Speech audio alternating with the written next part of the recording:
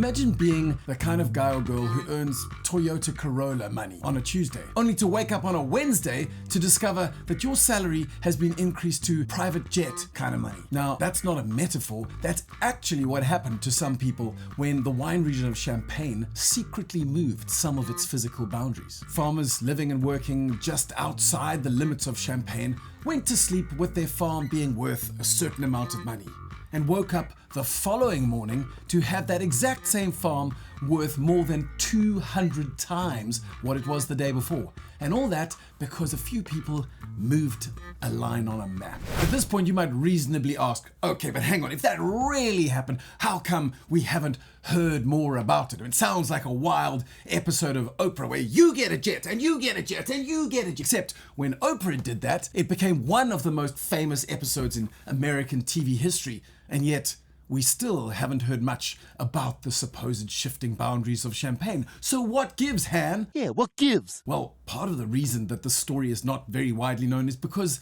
it has quite deliberately been kept quiet. Officially, the reason is to prevent speculation and lobbying and lawsuits and brutal neighbor-on-neighbor violence. But let's be honest, almost all of the secrecy is really to protect the myth of Champagne. And I use the word myth quite deliberately because when the boundaries of Champagne were set back in 1927, they were hardly based on soil science. There were some absolutely exceptional sites, according to today's soil science, that were excluded from the Champagne boundaries in 1927, and there were some other super mediocre sites that made it in to the official Champagne boundaries. In fact, some farmers and their land were included simply because they had once or twice provided grapes to one of the Champagne houses, even if it had very little to do with the quality of the grapes and more to do with whether or not it was convenient to source fruit from them in that year. Now, the relevance of all this Champagne history and geography is because the South African wine industry is undergoing a little bit of boundary shifting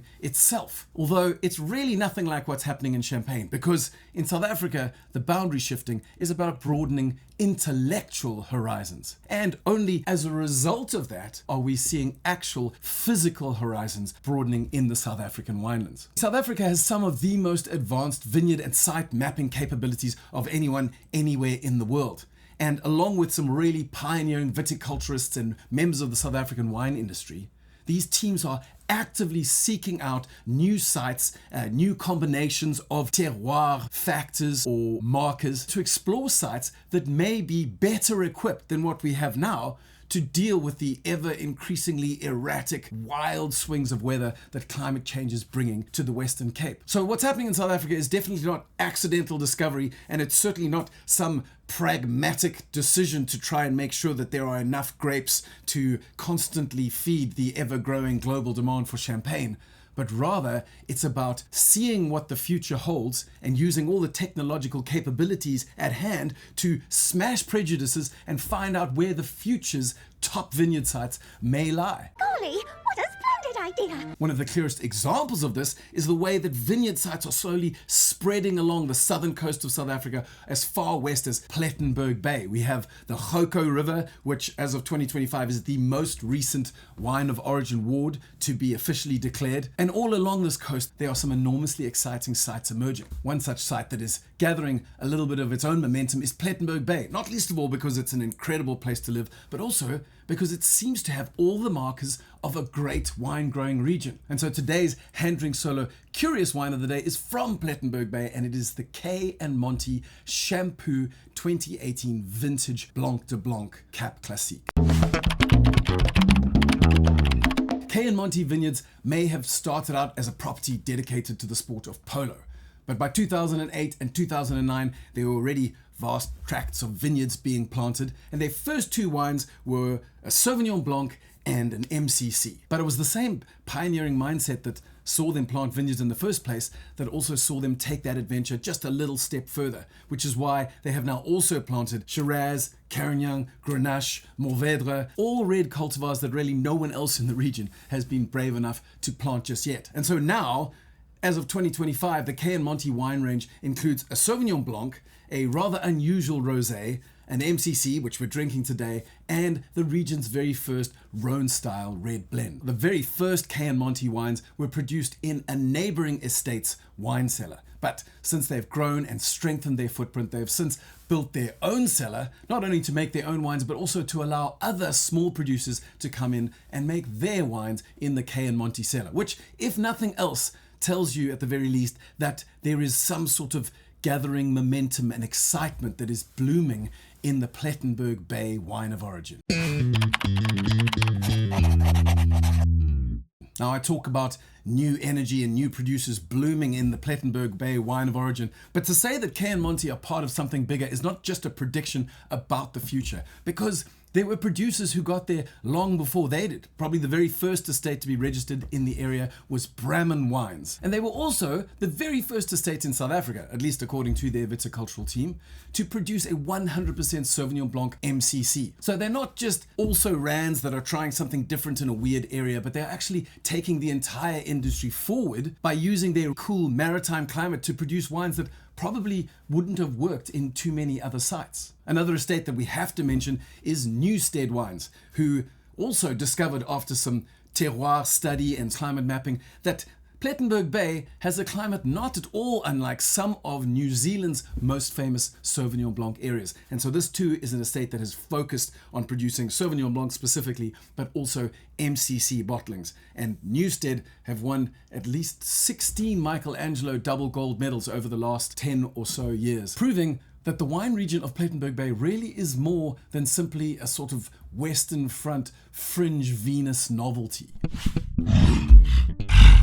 So with all that context in mind, let's look at the wine in the glass, which, as we said, is a vintage Cap Classique from 2018. It is a Blanc de Blanc, which means made with 100% Chardonnay grapes. And this is a totally unwooded affair that has spent 60 months on the lees. Now that in itself is pretty impressive, given that to qualify as a Cap Classique, it needs to have a mere 12 months on the lees. So this is 5 times the minimum requirement. Now, when we give this guy a sniff, well, a couple of things jump out at you straight away. First of all, this really lovely Granny Smith green apple skin, and that's often a classic note for some of the best cool climate MCCs. But there's more in there as well. There's quite a savory bread dough type element. I mean, you could say brioche or Danish butter cookie, which will make you sound like you know stuff. But to me, it just smells like raw bread dough. But there's a third note in there as well, and that is a touch of honey. Now, sometimes honey can just be honey, but in another sense, it can be a quiet sign of aging in the bottle. So often honey can actually be a tertiary note, something that can only develop over time. And the fact that this bottle has spent 60 months on lees, it would be completely unsurprising for there to be a few interesting little hints of tertiary in there. But let's take a sip and see what's on the palate. Well, this is where things get interesting, right? Because on the nose, you'd be forgiven for thinking that we're in for a fairly dry affair. There was touches of green, tart, Granny Smith apple. There was even a bit of chalk, I suppose, which I didn't mention earlier. The leesy sourdough / bread dough elements. But when we take a sip, we get that snap of green apple up front, and then it broadens into some really ripe, generous kind of winter melon, honeydew, if you're in South Africa. So the tart green apple and the honeydew work beautifully together, and the melon adds flesh without adding heaviness. And you think, okay, if that melon then flowed through onto the tail, maybe it gets cloying because of the sweetness, but really it doesn't, because it gets sewn up beautifully by a return to a kind of juicier, tighter finish, which is really impressively lengthy and has a kind of lime zest and more of that green apple skin texture to it. But perhaps what's most beautiful about the sweetness is that it doesn't come from added sugar. So the total sugar in this bottling is 7.5 grams, which, if you care about the technical parameters, sits pretty much in the middle of the brute zone, which can have as much as 12 grams per liter sugar. So if I were to guess, I would say that some of that generosity of fruit comes from that delightfully extended solar radiation that you're getting in these regions that bring a load of energy to the plant, but without necessarily creating a really hot environment. And this is also partially what makes some of those New Zealand Sauvignon Blancs so exciting. Another thing that adds a little bit of intrigue is a little bit more of that savoriness at the finish. Could be a little bit of the lees, but I also think there's a touch of nutty sort of oxidation in there. Remember, there's no oak on this, so it's unsurprising that there aren't any of those smoky or vanilla spice notes that would come from a barrel, but instead your complexity in this particular wine is coming from lees contact and just from the fact that it has had a long time since the fruit was first pressed. To sum it all up, I'd say the wine has a beautiful contrast between the generous fruit but also the really quite impressive tart Granny Smith acidity. And at the very least, this bottle should be enough to have you wondering just what else Plettenberg Bay might be capable of producing. So hunt those down in your own time, and as you pour yourself a second glass, I'm going to leave you links to 2 videos, both of which will explore producers who are engaging with some of the most advanced climate and vineyard site mapping capabilities that South Africa has produced to date. Until next time, stay curious and always drink niche.